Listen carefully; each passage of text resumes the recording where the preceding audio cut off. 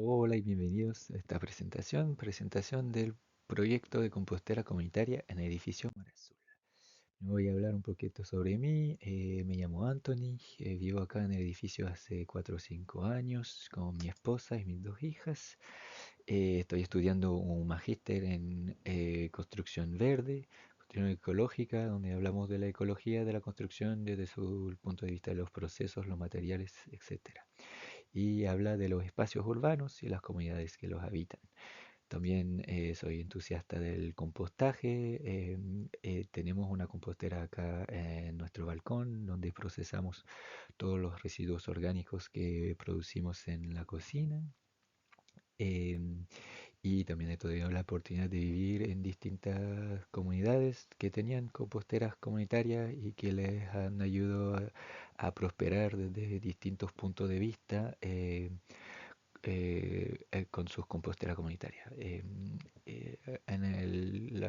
la universidad he tenido la oportunidad de investigar más sobre este tema y de intentar ver en qué punto podía ayudarnos a nosotros en nuestra comunidad instalar una compostera comunitaria. Una de las cosas que más me han marcado y que me parecían más relevante en todos los ejemplos que hay es que la comunidad tiene que ser parte desde el principio del diseño de la compostera comunitaria, que pueda cambiarla a lo largo del proyecto. Ahora les voy a hablar un poco de la situación a distintas escalas. Voy a intentar ser bien breve con esto. Durante las últimas décadas hemos desarrollado un sistema que nos deja comprar, usar y votar sin tener en cuenta ni lo que pasa antes con la extracción, la fabricación, ni lo que pasa al fin de la vida de nuestros productos. Eh, Solo poner en una bolsa de plástico en la basura y lo olvidamos. Eso gracias a normas, a servicios completamente invisibles que no tenemos que preocuparnos y modelos económicos que nos dejan hacer esto. Ahora hay un crecimiento explosivo de residuos porque hay una aumentación de la población, del consumo, que hace que hay mucho más residuos a nivel mundial. También porque los rellenos sanitarios se están llenando y es muy difícil abrir nuevos rellenos sanitarios porque atraen vectores, porque contaminan nuestras aguas y nadie quiere vivir al lado. Hace bajar el valor de las casas que vienen alrededor, etcétera. Eh, los rellenos sanitarios y los vertederos generan un impacto, no importa qué tan bien están diseñados, igual los lixiviados existen y contaminan, especialmente en nuestro caso los desechos orgánicos que se descomponen adentro de esos rellenos sanitarios están tan compactados que están sin aire, están en un ambiente anaeróbico, y eso hace que se transforman en un gas que es muy potente, que es un gas a efecto invernadero que se llama el metano y que es más potente que el CO2 y que tenemos que evitar hacer, y esos mismos residuos orgánicos podían servir para nuestras plantitas. Y lo otro es que cuando estamos transportando todos esos desechos desde nuestras casas o nuestros restaurantes, etcétera, hasta esos hoyos que son rellenos sanitarios, tenemos que usar eh, combustible, tenemos que usar energía para transportarlos, son pesados y todos estos residuos generan eh, re- eh, em, gases a efecto invernadero solo porque no lo reutilizamos, no lo reciclamos, ¿cierto? Ahora voy a seguir con la situación a escala nacional. Entonces, en Chile estamos reconocidos por su avance en mitigación climática.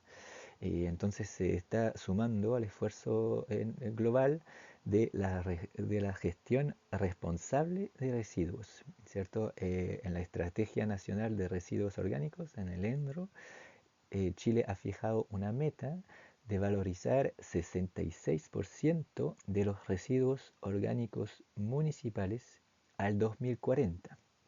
Estamos casi. pero hay una brecha enorme entre la meta y la realidad actual, así que tenemos que ayudarlos. Estamos a 1% todavía de los 66%. Tenemos una dependencia del entierro y el bajo desempeño en la organización del OCDE que hacemos parte. Somos parece que de los dos países peores en esa dependencia. Los rellenos sanitarios que se están llenando son muy difíciles de reemplazar porque ahora hay leyes que hacen que se tiene que estar, las personas que viven alrededor o en la zona tienen que estar de acuerdo que vayamos a hacer un hoyo y llenar este hoyo con basura y todo lo que eh, las consecuencias de hacer esto al lado de sus casas, lo cual también tiene que ver con la salud pública, la justicia ambiental, de trabajar, de lidiar con toda esa basura y los residuos orgánicos. También se podría hablar de reciclaje, que ahora se está haciendo más y más en nuestro país. Los residuos orgánicos ensucian muchos de estos materiales que se podían reciclar y hacen que es mucho más difícil reciclar. Y finalmente, el transporte de residuos es caro. Los residuos orgánicos son pesados y como representan aproximadamente 50% de nuestra basura, eh, y que se tienen que transportar, eso cuesta caro a todas las municipalidades de Chile. Entonces no es solo es para todos, es importante hasta para nuestro bolsillo. Sigamos con la escala regional. Acá una de las cosas en Coquimbo tenemos el PANUL, el único relleno sanitario que atiende a más de la mitad de los residuos y la población de la región. En 2024 llegó al fin de su vida útil, pero en un reporte del mismo año del ministerio declaró que su cierre podría provocar una crisis sanitaria regional, así que seguimos ocupándolo sobre su capacidad, porque las otras opciones que tenemos al día de hoy son 9 vertederos en distintas partes de la región. Vertederos no cumplen con la resolución sanitaria nacional. Así que ya es peor que un relleno sanitario en cuanto a consecuencias del manejo de los residuos. Y 8 de estos también han llegado al final de su vida útil, ya están funcionando sobre su capacidad y deberían verse cerrados. Otra cosa que se podía decir nacionalmente, pero como el reporte habla de la región, lo puse acá, es que los olores, vectores y microbasura en las calles y en las playas eh, se pueden decir que son culpa de los residuos orgánicos que están presentes en las bolsas de basura, que atraen esos vectores como insectos, roedores y animales callejeros que rompen las bolsas y el contenido de las bolsas se ve esparcida tanto en las plazas, en los parques, en las playas, en el mar, en las calles, etcétera. Y ensucian nuestra ciudad, por cierto. Ahora voy a seguir con la situación acá en el edificio, que seguiría la primera etapa del proyecto, que llamo el preproyecto, que tuve el trabajo que hice para la universidad, donde entrevisté encargados de la municipalidad, que están encargados de ver el manejo de los residuos orgánicos, las diferentes personas involucradas en el compostaje acá en Coquimbo, distintas empresas, etcétera, y trabajadores del edificio. También hice encuestas acá en el edificio con distintas personas que viven acá y registros propios de investigaciones. Y los resultados, lo que podríamos resolver si no alojaríamos residuos orgánicos acá en el shaft sería que los basureros son mucho más pesados que lo necesario.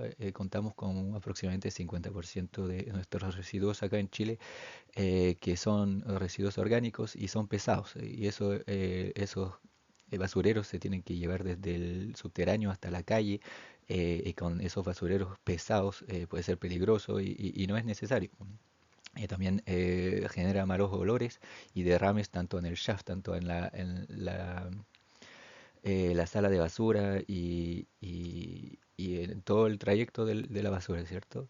Detenerlo también aumenta el trabajo y el riesgo para quien retiene y limpian, el riesgo en subir, bajar, tienen que limpiar estos basureros porque llega esa basura, esos residuos orgánicos que ensucian mucho más que otro tipo de basura, entre comillas, que sería el cartón, que sería el plástico, que no ensucian. Y eso lo que al final, al llegar al subterráneo, cuando lanzamos las bolsas en el shaft, baja a tal velocidad que muchos, especialmente desde arriba, y si está mal cerrado, estas bolsas se revientan abajo y deja el espacio insaludable, insalubre, donde las trabajadoras tienen que limpiar muy a menudo, además que es un lugar que no es bien ventilado, no tiene ni ventanas, es peligroso. Y me han dicho que le han llegado bolsas que le han reventado al lado de ellas y le han llegado su contenido a su cuerpo. Así que es peligroso y demanda limpieza desagradable y totalmente innecesaria. Ahora que sabemos por qué tenemos que hacerlo, vamos a ver más o menos lo que es el compostaje en sus grandes líneas. Imita un proceso totalmente natural, pasa en todo el mundo sin necesidad del ser humano. Es cuando una materia rica en nitrógeno, como estiércol, frutas, bichitos, cadáveres de bichitos, de animales. En nuestros casos sería más como restos de comida, pasto fresco cuando lo cortamos, pozo de café, etcétera, se mezcla con materiales ricos en carbono, que sería todo lo que está más seco, po. Hojas secas, ramitas, y para nosotros sería más como cartón, acerrín, etcétera. Y eso atrae bacterias, hongos, y hace una reacción que hace que todo esto se transforma de a poco a distintos niveles en humus. El humus es la fracción más fértil del suelo, ¿cierto? Se puede hacer en casa, en comunidad, a grande escala. Y lo que requiere es un espacio simple, no se requiere mucho más. Necesita aire, como lo hemos visto, no puede descomponerse sin aire, sino genera metano, lo cual no queremos. Y un equilibrio entre lo húmedo, entonces lo nitrógeno, y lo seco, el carbono. Y solo se necesita hacer un monitoreo básico de humedad, de temperatura, más o menos. Se puede hacer a mano, no necesitamos ningún instrumento para esto, aunque se puede usar también. Y el resultado, reciclamos los nutrientes, no van a la basura, regeneramos el suelo gracias a este humus y también puede reconectar, no, reconectar a las personas con ese ciclo que, como hemos visto en la economía lineal, no entendemos, no somos parte de ese ciclo. Así que hacer parte de nuevo y reconectarnos con nuestra comunidad. Y esto es algo que ha sido utilizado por la humanidad desde tiempos inmemoriales. No sabemos realmente cuándo empezó. Pensamos que el ser humano casi siempre lo ha usado de una manera u otra y en todas partes del mundo. Entonces, algunos de los beneficios del compostaje: tenemos un abono natural que no necesita ningún tipo de químicos y que es gratis si lo usamos y lo hacemos en nuestra comunidad. Ayuda a retener el agua, así que se necesita menos riego. Cuando hay aluvión, puedes retener el agua mucho más en vez de llevar todo el agua para el mar. Ayuda a los valores humanos, que nos ayuda, como le decía, a conectarnos con esos ciclos y a conectarnos entre nosotros. Y al fin cambiar, tener un cambio sistémico del sistema y poder ver el resto de las cosas en las cuales vivimos de otra forma y quizás hacer un cambio que sea más grande que solo el compost y la tierra, ¿cierto?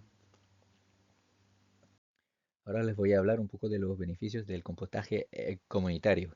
Algo que me parece muy interesante, pero quizás que podamos profundizar un poco más en otra ocasión, En la Estrategia Nacional de los Residuos Orgánicos, como les hablaba, el ENRO, presentan tres escalas: la domiciliaria, la comunitaria y la industrial o municipal.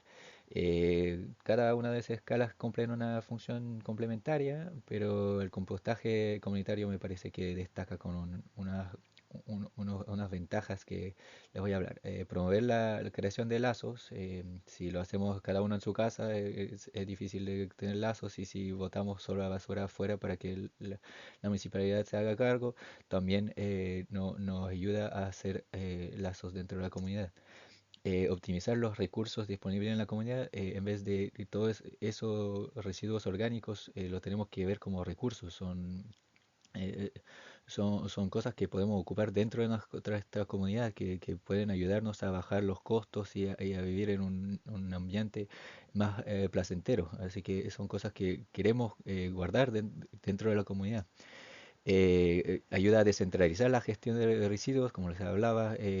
Hace que no se necesita retiro con camiones, etcétera, lo cual ayuda a que podamos decidir de lo que va a pasar con nuestros residuos y con ese abono. Nos garantiza la calidad del producto final, porque como va a servir para nosotros mismos, vamos a asegurarnos que no echamos plástico, que no echamos cosas que no corresponden, lo cual no se ha visto cuando se hace a nivel municipal. Muchas veces las personas, como no hacen parte del proceso, no entienden y no les importa tanto, y al final tenemos un producto final que es tan malo que muchas veces solo sirve para tapar los rellenos sanitarios. Desarrollar una mayor conciencia ecológica. Eso es lo que les estaba hablando. Eso puede tener efecto más allá de solo el compostaje en nuestras vidas. Podemos entender los ciclos de vida, y hacer parte de esos ciclos nos puede ayudar a tomar otras decisiones en nuestra vida y en el diario. Y generar confianza en los usuarios, lo que vemos harto en el reciclaje, es que los usuarios o muchas personas me dicen: no, yo no reciclo porque sé que al final lo juntan todo, no hacen nada con esto. Y esto es porque no vemos realmente lo que pasa después de dejar nuestras botellas de plástico apartadas, y no se sabe realmente lo que pasa, cómo lo usan, etcétera. Y escuchamos muchas historias, pero cuando una compostera está dentro de nuestra comunidad, sabemos exactamente lo que pasa, dónde va todo eso, ese humus, y que nos sirve a nosotros. Si fuéramos a dejar el residuo orgánico afuera de nuestra casa, un camión vendría a ocuparlo para ponerlo en una compostera municipal, las mismas dudas podrían surgir, y personas podrían decir: yo no lo hago porque no confío. Entonces seguimos con los beneficios acá en el edificio, que son bastante obvios, pero primero es un abono gratis que podríamos tener, y que haría que podríamos tener un suelo más vivo, y podríamos plantar cosas distintas que quizás al día de hoy tenemos miedo de plantar porque sería más riego y sería más preocupación, y con este abono gratis podríamos quizás pensar en otro tipo de plantas que podríamos tener acá. Acá de nuevo, más opciones de jardinería. Podríamos plantar especies que requieren un sustrato más rico, y quizás hasta tener una huerta comunitaria con unos tomatitos, unas cosas que podríamos cuidar entre todos con este humus. Un ahorro y circularidad. Tendríamos que menos necesidad de comprar tierra, compost o lo que sea de abono para las plantitas de acá, y logramos cerrar este círculo de Mar Azul. Las cosas vienen a Mar Azul, lo usamos, comemos, y después se mantiene en este ciclo en vez de eliminarlo en otro lado. Y lo que me parece también bien importante es la cohesión social y educación ambiental que podía traer este proyecto. Podríamos hacer jornadas de compost, podría hacer actividades para niños del edificio, para adultos, aprendizajes prácticos. Podríamos hacer muchas cosas en base a este proyecto, que nos conecta con una dinámica ecológica más grande que solo el edificio. Y ahora voy a terminar con el compostaje comunitario, que pienso que serían las etapas para implementar este proyecto. Es un, como les decía, un proceso participativo donde es necesario que haya un centro de la comunidad que se haga cargo y que quiera diseñar y hacer avanzar este proyecto. Primero va por un diagnóstico simple del lugar y su gente, lo que he empezado a hacer y que han dado buenos resultados. Después tenemos que entre todos acordarnos de reglas claras que para el funcionamiento hay varias cosas que nos pueden ayudar a que funcione y que funcione de la forma que nosotros queremos.